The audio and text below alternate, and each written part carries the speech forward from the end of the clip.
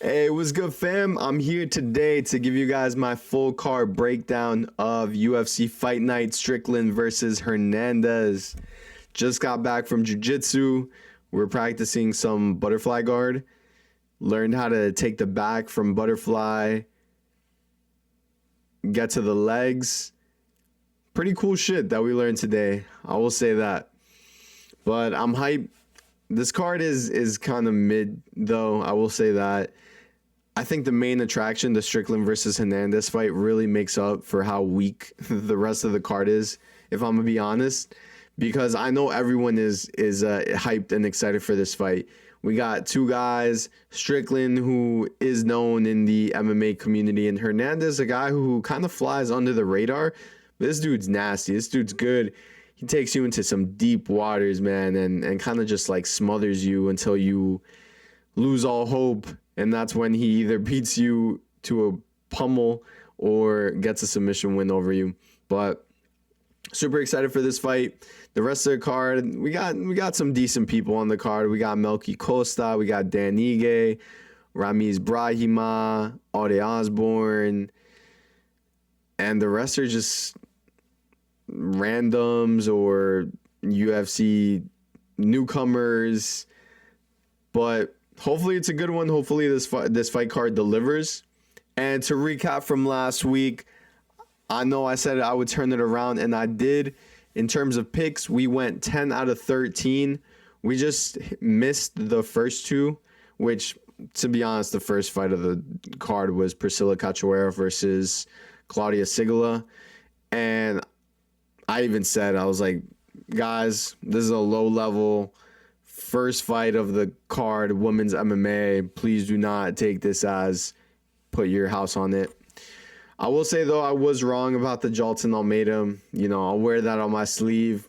That dude got fraud checked heavy, and that dude needs to either get shipped to China or move to the PFL or Bellator, because dude is hopeless if he doesn't get the takedown.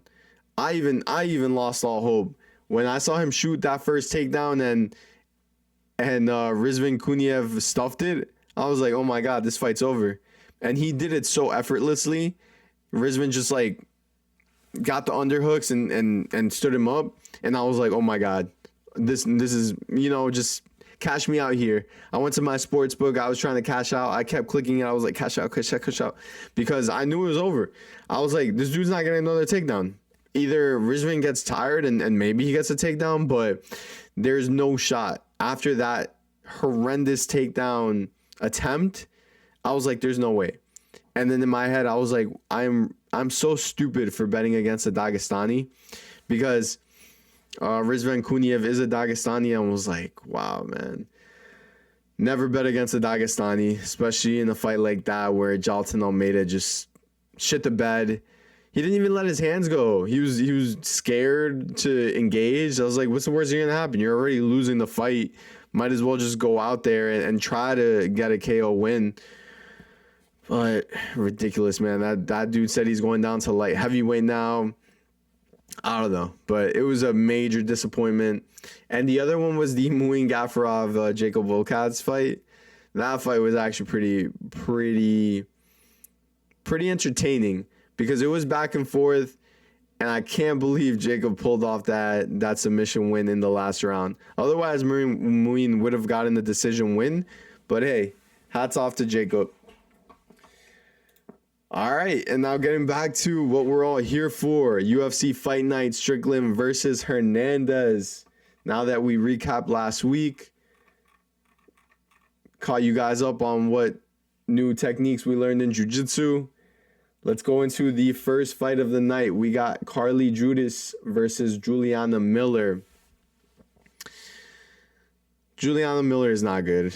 Let's just leave it at that, to be honest. Carli Judice, on the other hand, is pretty good.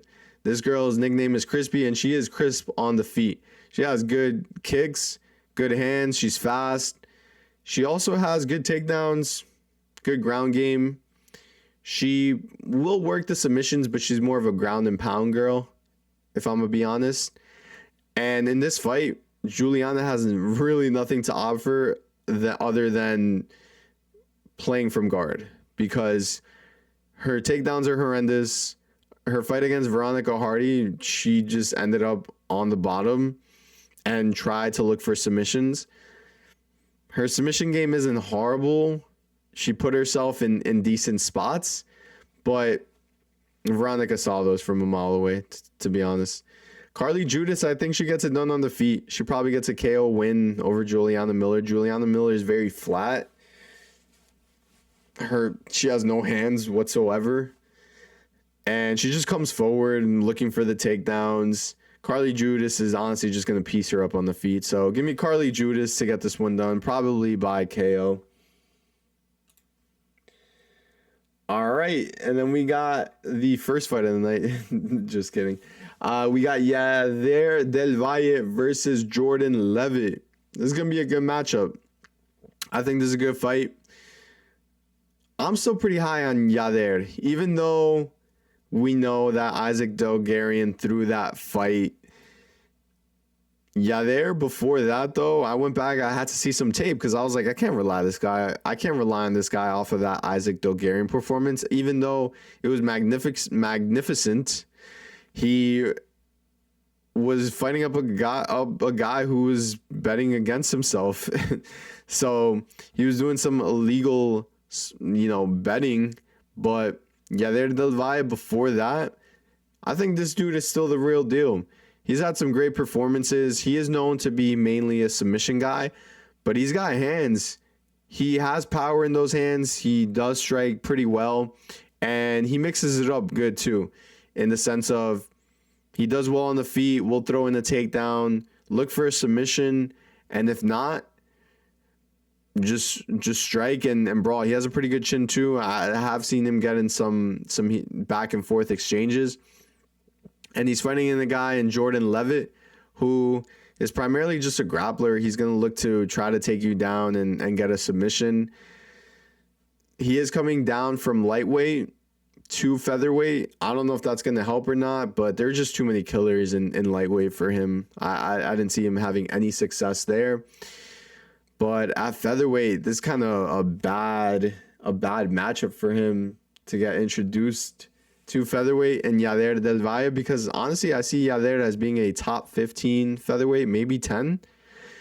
He has a good overall, well-rounded game, man. This dude's a dog. He'll go in there, he'll scrap, he'll look to finish the fight, and if not, he'll engage. He'll move forward, pressure, put on a good pace, and I see him ultimately winning this fight against Jordan Leavitt. I don't think Jordan Leavitt has too much to offer, other than maybe pulling out a submission from his ass. But I think Yadier, if he's smart, he keeps it on his feet and just maybe gets a KO win over against Jordan Leavitt. I see him defending the takedowns easily, though, against Jordan Leavitt. Honestly, if he wants to, he keeps this on the feet, maybe some ground and pound and stays safe on the ground. But I see this as an easy win for Yadier over Jordan Leavitt. So give me Yadier to get it done. I want to say by KO. If he's smart, he goes in there with a good game plan. He is the better striker. He is the faster striker. And if it goes to the ground, he's kind of just giving Jordan Leavitt a chance of winning this fight, because I think on the ground, it becomes more of a 50-50. Unless he just rocked him and Jordan Leavitt, hit the canvas and Yadier is just following up with like some ground and pound. But if that's not the case, then yes, I will say it is more 50-50 on the mat. But on the feet, Yadier should easily win this one. So give me Yadier to get this one done over Jordan Leavitt. All right, and then we got Jean-Paul Lebosnoyani versus Phil Rowe. My guy, Fresh Prince. Give me Jean-Paul to get this one done. Jean-Paul, this dude's good. He is 27 years old, coming out of Cali,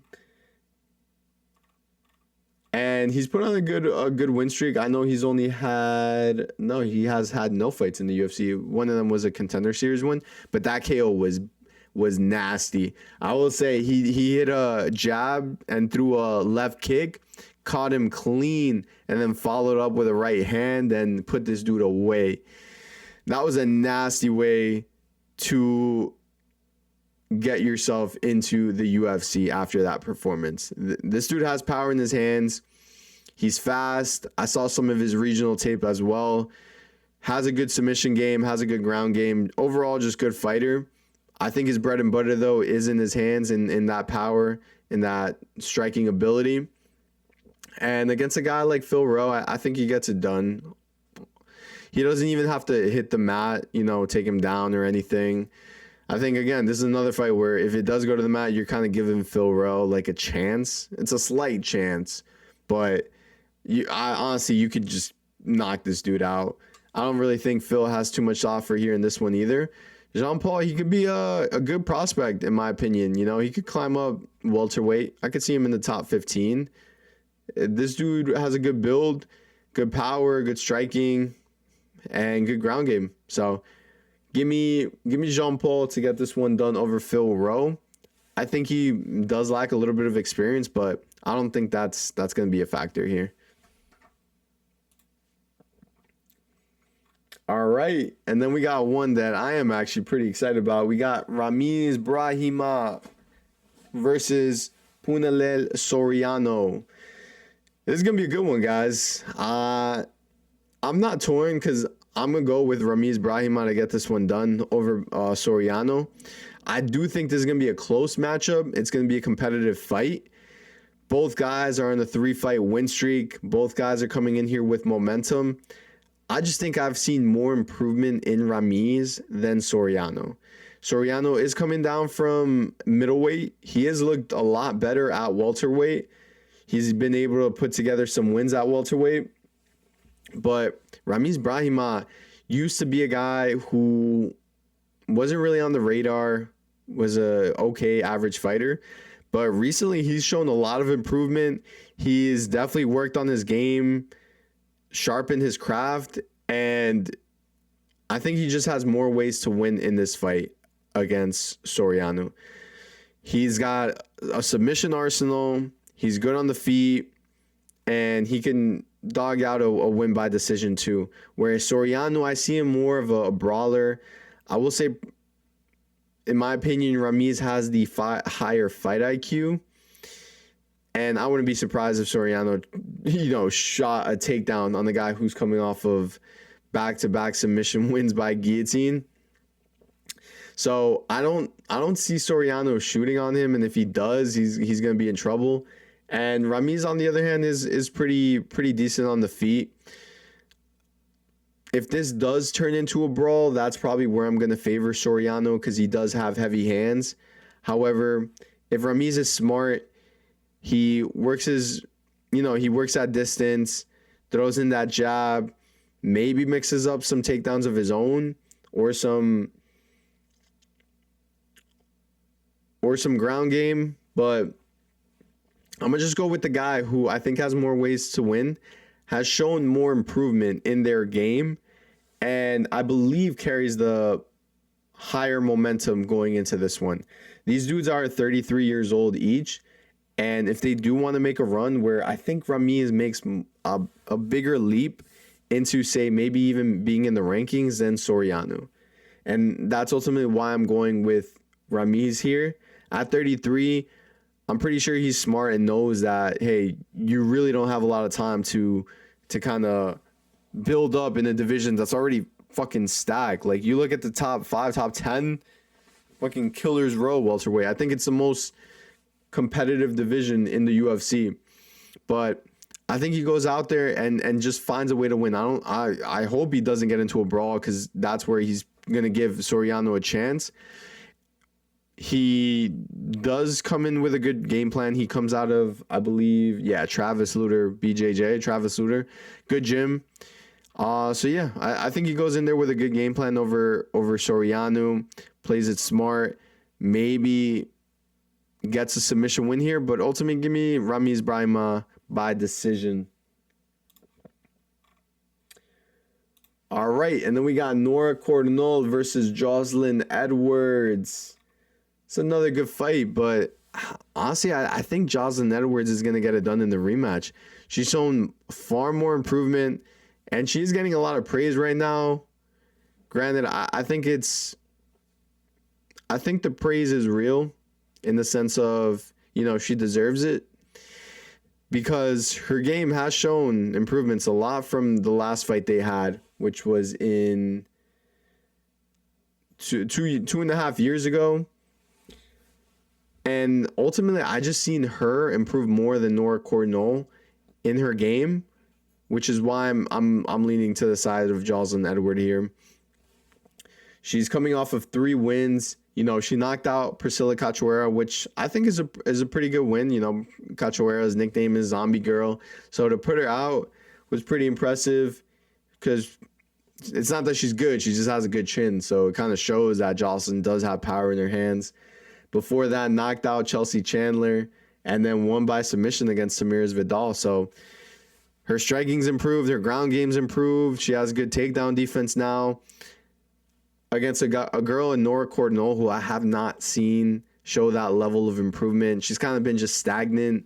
Her game hasn't really leaped bounds. And I'm not saying Joselyn's, game has leaped to championship level, but it's leaped enough where in a rematch, I'm going to go with the girl who has worked on her craft and has shown it in her prior fights, where Nora Cornolle is coming off a loss, got to win against Haley Cohen, but ultimately, I see Joselyn Edwards getting this one done over Nora Cornolle. Then moving up the card, we got Alden Corla versus Luis Gurule. Give me Luis Gurule to get this one done over... Oh, I take that back. Give me Alden Corla to get it done over Luis Gurule. My fault. Alden Corla, I think this dude shows promise. He is on a win streak of himself. He does have 1 no contest. He only has 1 UFC fight, which is against Alessandro Costa.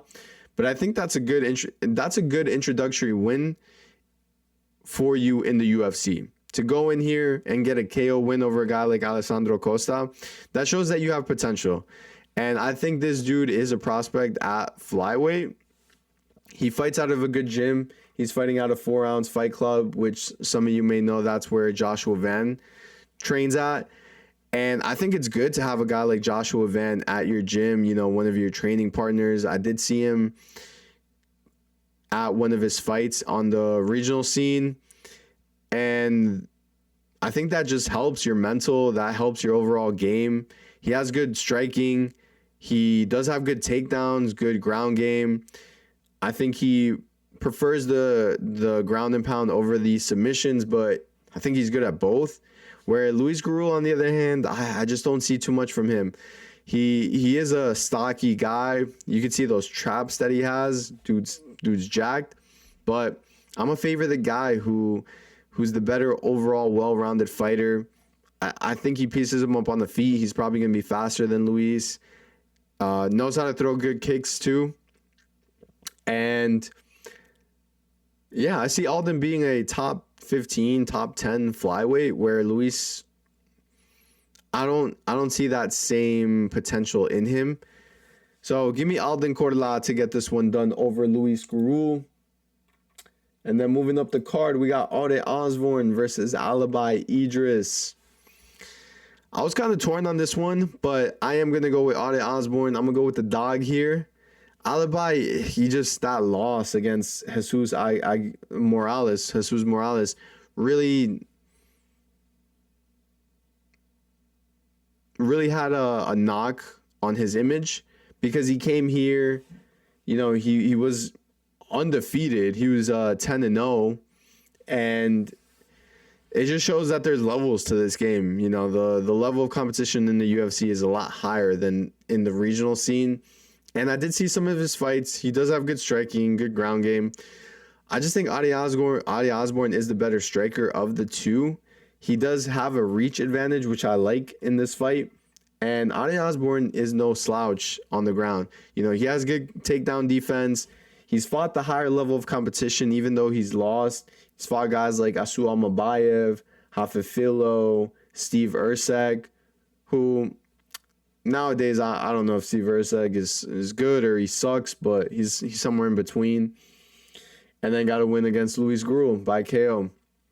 So give me Yadier Osbourne to get this one done over a guy like Alibi. Idiris, I was leaning him in the beginning, but I think the striking is the differentiator here. I think the reach is going to help, and ultimately I could just see Yadier Osbourne picking him apart from the outside, and Alibi is probably going to look to mix in the takedowns, but I think Yadier Osbourne is going to do a good job of stuffing those or maybe getting takedown but work his way back up to his feet. He might give up a round, but ultimately I see him getting his hand raised here. So give me Yadier Osbourne as my pick. And then we got Chidi and Njokuani versus Carlos Leal. This is going to be a fun one too. But give me Carlos Leal to get this one done over Chidi and Njokuani. I just think this is going to turn into a brawl, into a barn burner. And I think that's where Carlos Leal thrives, where Chidi and Njokuani thrives in more of a technical fight. He is a really good Muay Thai striker, I will say that. You know, he throws good kicks. His hands are pretty fast, but ultimately I think Carlos Leal is going to pressure him, back him up against the cage. And that's a fight where I'll take Carlos Leal over Chidi and Njokuani. I don't think this is going to be a technical striking match. And Carlos Leal knows that if it does come to that, he's probably going to lose a decision. So give me Carlos Leal to bounce back after getting KO'd by Muslim Salikov. Chidi and Njokuani is also coming off a loss by submission. You know, I wouldn't be surprised if Carlos Leal maybe sneaks in a takedown or two and tries to get it to the mat, because Chidi and Njokuani isn't really known for his ground game. And maybe he finds holes in that and works his way to a victory there, because on the feet, Chidi and Njokuani is an accurate, precise striker, so he could catch Carlos Leal. So it might be good to just, you know, threaten with the takedowns and kind of have Chidi thinking of that and then just landing, you know, over the top. But ultimately, I got Carlos Leal to get this one done over Chidi and Njokuani. And then we got Reese versus Michel Pereira. Fuck. I hate picking a guy who is on a 3-fight losing streak, but I'm gonna go with Michel Pereira here. This is my last resort, not my last resort, but my last time having faith in this guy. I think him training with Sean Strickland is going to do him good, especially in the fight against a guy like Reese, who I've seen get knocked out before, man. I did like Reese until I saw him get knocked out a couple times. I was like, dude, he does show off in his wins, and he looks like a good fighter, but then in his losses, you're like, oh, nah, this dude's average. Where Michel Pereira, I think he's just been on the slump, man. He's fought high-level competition. I do think that fight against Anthony Hernandez really changed him. Like, he realized, like, oh, shit, there's levels to this game. And then after that, he just wasn't the same. You know, lost to Abus Magomedov by decision, and then Kyle Dawkins by KO. If he didn't have that Kyle Dawkins KO, I probably would be more confident in Michel Pereira going into this one. But that really left a stain on his record. Where Reese is coming off a submission win over Jackson McVie. You know, a no contest to Cedric Dumas. A win against Dusko Tudorovic. And then lost by KO to Azamat Bekoev. So it's like these two wins I don't really rate highly, because this is against guys who aren't ranked or high level in the UFC, where Michel Pereira lost to Anthony Hernandez, who is a title contender, lost to Abus Magomedov, who is a pretty good fighter, you know, ranked guy. And if not ranked, this dude is pretty high level. And then Kyle Dawkins, which, yeah, just makes him look bad. But aside from that, I think he gets a bounce back win here. You know, he's training with Sean Strickland. I think that's going to be good for him. He's probably improved his cardio, And at middleweight, I do like this division way more than welterweight. This dude was literally at the door to the other side because he would cut so much weight, and he is a pretty big dude. So I think he fills in a lot better at middleweight. So I'm leaning to the side of Michel Pereira. I know there are some people on Zach Reese just because you can't trust Michel Pereira, and I feel that. I get it. I wouldn't trust a guy who's on a 3-fight losing streak coming off a KO either. But I just think he's the better fighter of the two. I think he has the better hands. Zach Reese might look to take him down, but Michel Pereira has shown that he's good with the takedowns. So, and I think he'd be safe on the ground. I don't think it'd be too bad. But yeah, give me Michel Pereira to get this one done against Zach Reese and get a bounce back win. All right. And then we go to Serghei Spivac versus Ante Delija. I will say, Ante Delija against Waldo Cortez Acosta. Before the eye poke, I thought this dude was fast. I didn't know how fast he really was until I saw that performance, because I did see some regional fights and fights outside of the UFC, and I was like, all right, maybe these guys are just not that good. But then I saw him against Waldo. I was like, dude, this dude's fucking fast. For a heavyweight, he trains with Tom Aspinall. He's fighting a guy in Serghei Spivac who, again, is another one-dimensional fighter. This dude's just primarily looking to take you down, get it to the mat, and submit you or ground and pound you. But on the feet, he really doesn't have too much to offer. I like Ante Delija here. I think he gets a KO win over Serghei Spivac. He doesn't even have to wrestle, or I think he stuffed those takedowns, and with that speed and accuracy he has, he's probably going to put out Serghei Spivac. And at that point, I don't know. Serghei Spivac is probably going to have to start making some calls, because three-fight losing streak at heavyweight, especially having a loss against Jailton Almeida by KO, that is just like horrible. I don't know how you get a KO win against Jailton Almeida, KO loss to Jailton Almeida. I get that submission is but I guess punches from back mount makes sense. I just saw the headline. I was like, KO? How is that possible? But before that, got a win against Marcin Tybura, lost against Cyril Gane, and then got a submission win over Derek Lewis. So I feel like he's just losing to top-level competition, or I would say that a week ago, but I guess he's losing to top-level competition than Jailton Almeida, where I think Ante Delija is from that cloth. I think he is high level. I think he will be in the top 10 at some point. And he is a little bit on the older side. I'll give you that. He's 35 years old. But I liked what I saw against Waldo. I know he ended up getting KO'd, but that was like after the eye poke, after he thought he won. And then, he had that adrenaline dump and then had to get back into the ring and fight. But aside from that, I think Ante Delija does quick work of Serghei Spivac, to be honest. I mean, maybe Serghei drags it on a little bit long, with the grappling and just clinching him against the cage. But Ante Delija, of him himself is a good grappler. So I think he flourishes on the feet here against Serghei Spivac and ultimately gets a win. So give me Serghei Spivac here. Then we got Dan Ige versus Melky Costa. Man, it's a tough one, because I am a fan of Dan 50K Ige. This dude comes out and this dude will fight you on 2 hours notice, 1 hour notice. But I'm going to go with the side of Melky Costa in this one. I've just seen too much improvement from Melky Costa, where I used to see this guy as like, oh, he had some hype when he got into the UFC, and it kind of just like dwindled down.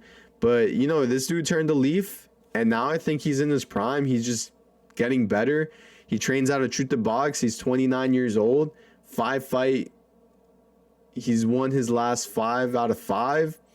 And against pretty decent competition, he KO'd Morgan Charrier, beat Juliana Rosa, Christian Rodriguez, submission against Andre Fili. Oh yeah, Andre Fili. I forgot. And then I don't know who this dude is, but again, these are known fighters, no names, guys like Andre Philly who've been in the UFC for a while.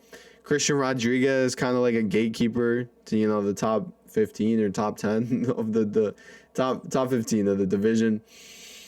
So Melky has shown improvement on the feet. We know he has a good ground game. Ultimately, I'm going to go with Melky here to get it done against Dan Ige. I know Dan Ige is tough. He's durable, and he carries power in those hands, but I just think it's a bad matchup stylistically for him. Melky mixes up the kicks well. He's fast. He's in and out. He can throw in a takedown, take it to the mat, pressure you and just wear you down on the ground, and maybe even look for a submission win. So I'd see more ways of Melky winning. At this point in their careers, I think Melky is the better fighter. I don't want to say Dan Ige peaked, but Dan Ige has just been in tough spots. He's definitely fought good guys, he fought Pitbull, Sean Woodson, Lerone Murphy, Diego Lopez. He's fought the higher level of competition. I will give him that, but ultimately, I just don't see him winning against Melky unless he just lands a looping overhand right and just catches him square on the chin. Where Melky, I think he's gonna be safe and go in here with a good game plan, and he has shown good fight IQ so far. He didn't in the beginning, but as his time has progressed in the UFC, he just looks better and better in every fight, and I think we're going to see a better version of him in this fight against Dan Ige. And this win against Dan Ige, if he does get it done, puts him in a good spot to get a top 10, featherweight where he could continue climbing up the rankings. So give me Melky Costa to get it done over Dan Ige. All right, and then we got the co-main event of the evening. We got Geoff Neal versus Uros Medic. Give me Geoff Neal to get this one done. I don't see Uros Medic being a top 15 fighter, especially at welterweight, where these guys are just so good, killers. Uros Medic has had some good performances, and I think that's what's got him this fight. He got a KO win against Muslim Salikov and then a KO win against Gilbert Urbina. Before that, he lost to Punahele Soriano, which is not a good loss. And then a loss to Matek Orabal, which is a pretty decent loss.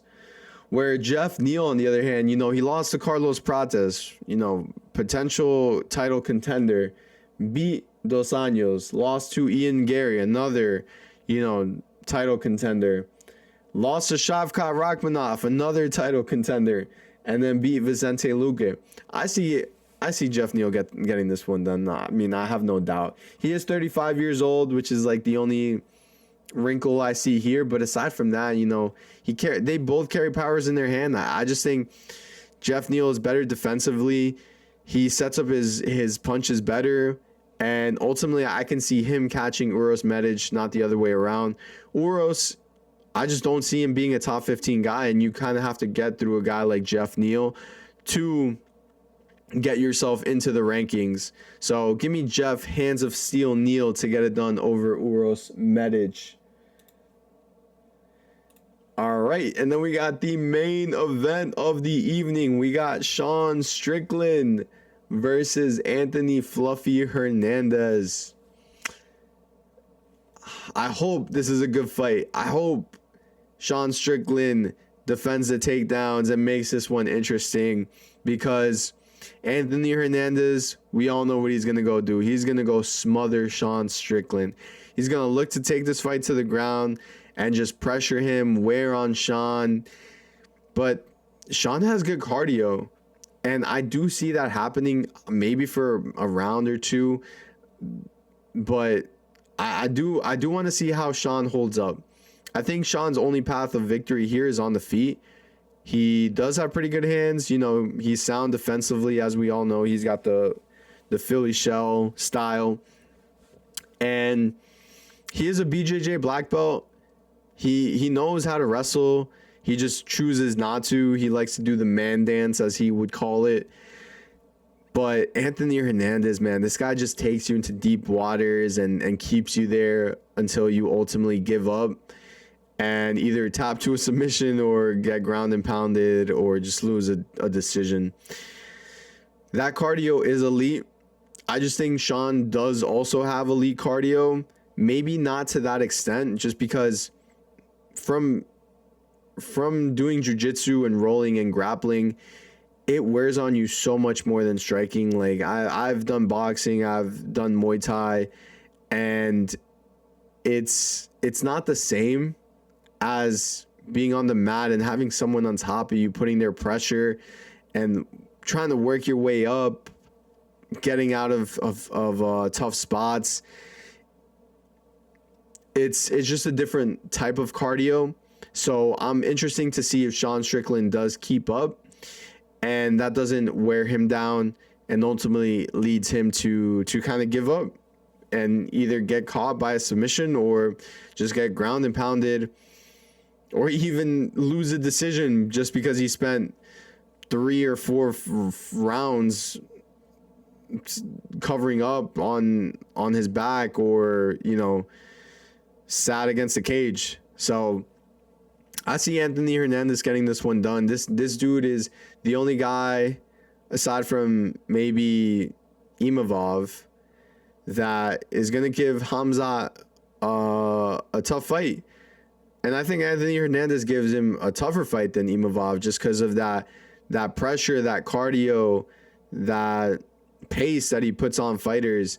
And he is a good grappler in it of himself. So I see Anthony Hernandez going out there, getting a win against Sean Strickland and putting himself in title contention. I don't know if he's next after Sean Strickland. Like, if he beats Sean Strickland, I don't know if they give him the title fight. I think it's kind of been decided that Imavov is probably going to get the next shot at the title against Hamzat. But I'd be far more interested to see a Hamzat versus Anthony Hernandez fight than Imavov. So give me Anthony Hernandez to get it done whatever way he wants, honestly, against Sean Strickland. I just hope he doesn't keep it on the feet because then you're just giving Sean a chance. I am interested in seeing that takedown defense from Sean Strickland. Let's see if it holds up. If it holds up and Anthony's not able to get him down, we all know what's going to happen. Anthony's going to keep shooting up until he gets him down. So it's going to be a fun one. I think this fight is really carrying this card. But, yeah.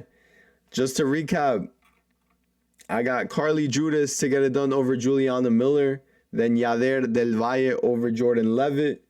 Jean-Paul Lebosnoyani versus Phil to get it done against Phil Rowe. Ramiz Brahimaj to get a win over Punahele Soriano. Then I got Joselyn Edwards over Nora Cornolle. Alden Corla over Luis Gurule. Then give me the underdog in Osbourne to get it done over Alibi Idiris. And then Carlos Leal over Chidi and Njokuani. And I'm going to do it. I'm going with Michel Pereira. This is like my last time picking this guy. If he loses this, I think this is a wrap for Michel Pereira. But Michel Pereira to get it done over Reese. Give me Ante Delija over Serghei Spivac. Melky Costa to get a win over Dan Ige. And then Jeff Hands of Steel Neal over Uros Medic. And then in the main event, I got Anthony Fluffy Hernandez to get it done over Sean Strickland in just a smothering or pressure, deep waters type of fight. Because that's honestly the only way Anthony really does fight. And I honestly can't see it going another way. So, yeah, give me Anthony Fluffy Hernandez in the main event. I hope you guys like this video. Please like and subscribe. I appreciate all of you. Stay tuned for my bets video that is going to come out pretty shortly. But hey, I hope you guys enjoy this. Leave a comment if you want. And see you guys in the next one.